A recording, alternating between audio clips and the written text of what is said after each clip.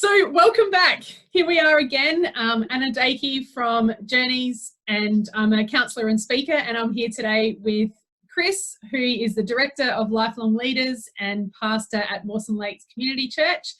And this may be the first time you're seeing our faces and watching a video. You may have watched a few in the lead up to this. Either way, we've been talking about the importance of self-care for leaders and across the board. But today, I want to flip the tables. So if you have seen some of our videos, you will notice that Chris has been kind of interviewing me.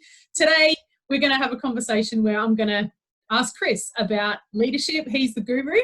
And so I'm really keen to be able to learn from him. He's got so much information and knowledge and experience as a leader. And so, and in how he looks after himself as well. So bringing that in together, I think, is really helpful in this time of crisis and this pandemic that we find ourselves in. So it's great to be with you here today, Chris. How are you going? Yeah, really good, thanks. Yeah, doing really, really well. Thank you. Excellent. Good to hear. So in this video, we wanted to talk about how do you lead and how do you care for yourself as a leader when you're in a crisis? So if you were to answer that question, it's a very big, broad question. What are some things that come to mind for you about how you lead in a crisis and how you care for yourself as a leader?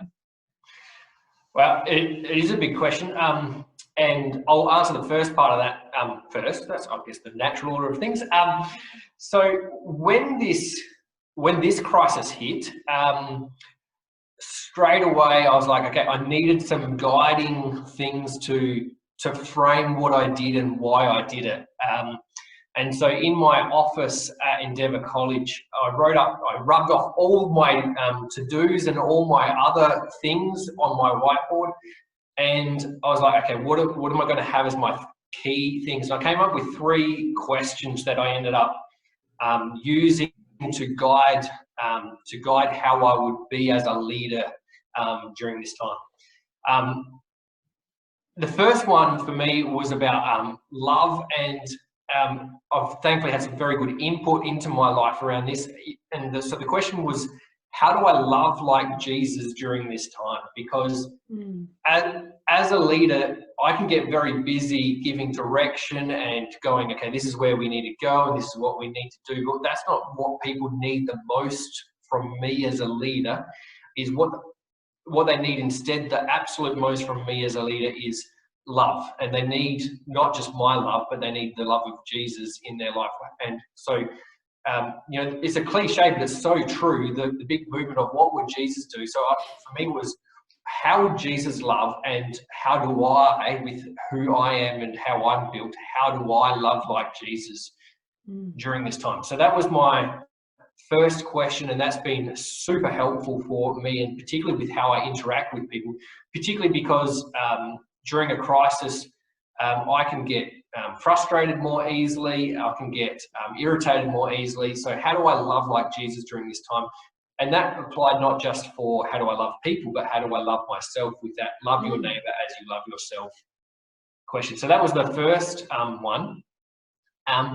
The second one, and this wasn't actually, well, I'll go with the second one that I asked, but probably not the second in most important, was what does my community need from me? So there are people that I serve in various communities, in my congregation, in the school, Endeavour College, in my business as well, and it's what does my community or my communities need from me? And the biggest or the most important community in that is, what does my family need from me? Knowing that there's actually going to be a cost to my energy during this time, what can I give that is best for my family? But then what do these various communities need from me? And what each community needed from me actually was different. And particularly the time that they needed from me was different as well. And so I then used that to prioritize how I spent my time quite significantly, and what level of energy I could bring and how to be with those people. The last thing was, and I saw this as the second most important after the loving like Jesus, is actually what are the opportunities?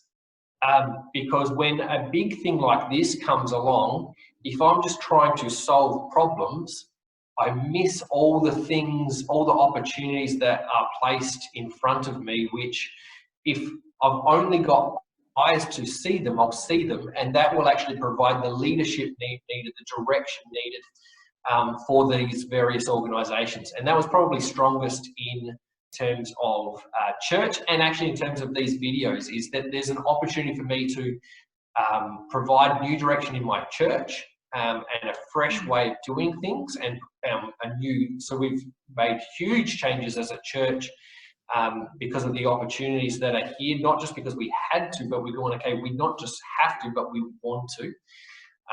And then these videos is the opportunity to share with people who might not hear this perspective from other people in their lives, who might not be getting this kind of encouragement in their lives. So that's they were my guiding principles for leadership, and then what that looked like would shift, as I said. In terms of caring for myself, so the loving myself, as I said, but there are two primary care communities for me that have really been a big help for me, and that's been so first of all the John Maxwell team that I'm in, and being really deliberate about how I engage with that community, and the fact that they also see this as an opportunity to make a difference and see opportunities to serve there. And so more actively engaging that community has been a huge help. I also have a circle of pastors that they're all different, and we disagree on different things, but we all believe the same. And I think it's important to have close circles of friends who believe the same but think differently. And we engage almost every single day, and sometimes multiple times a day, mostly via instant messaging. And we'll touch base with each other, we'll share frustrations with each other, we'll laugh at what the other person is going through sometimes, or we'll cry about what they're going through sometimes. But they all love the people that they serve, and they all love God and are trying to do the very best they can. And being able to talk with that small group of friends, I would say I don't think my life was at stake or anything like that, but a mental lifesaver.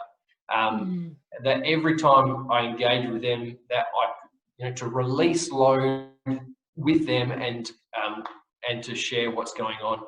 And I think every single one of them would say the same thing about what this group of friends has been. So that's the community side of things. But then also what I would call, for me, the other aspect of self-care comes through self-development. I've been a big believer in self-development for a long time. I think it's one of the things that give us hope for a positive future, is that we keep on growing as people. But because of time pressures, I had to make sure it was really punchy, that I could get something meaningful and helpful in the space of 2 or 3 minutes. And so I have a resource that I go to, and it would either be normally a 2-minute video, or it might be 2 or 3 minutes of reading of something that would have an impact on me for that day, that would mean that I would do well for that day and make to the end of that day in a good place. So that's it in a nutshell. Yeah, absolutely. And I think it's interesting listening to what your 3 questions are when you were kind of like, okay, we're moving into a crisis as a leader. What are the 3 things that I want to kind of have as my focus? And so, lead like Jesus, what do my communities need, and what are the opportunities? And then kind of, I guess, being able to balance that with what do I need to be my best self so that I can do those 3 things, and kind of know that. So even though the leading like Jesus, loving like Jesus, is very much that there's an element of looking after yourself in order to be able to do that. It's the same with the other 2. Like, those questions are very much what do my people or my team need in this time. But if you just did that and didn't have your support system around you, didn't have the importance for you around needing to get a level of personal and professional development in a kind of a punchy, quick, yeah, that's actually really good, or it helps with a new idea, or gives you the extra energy that you need. If you didn't do those things, the questions would kind of mean nothing. You know, it's almost, and I think that's really important. And it sounds like, yeah, it sounds like you're on track to be able to be clear about, okay, we're into a crisis. How do I keep focused? But also, what is it that I need so that I can care for myself and almost up the ante in this different environment and this different life that you are now leading as a leader. So, yeah, that's great. Good work.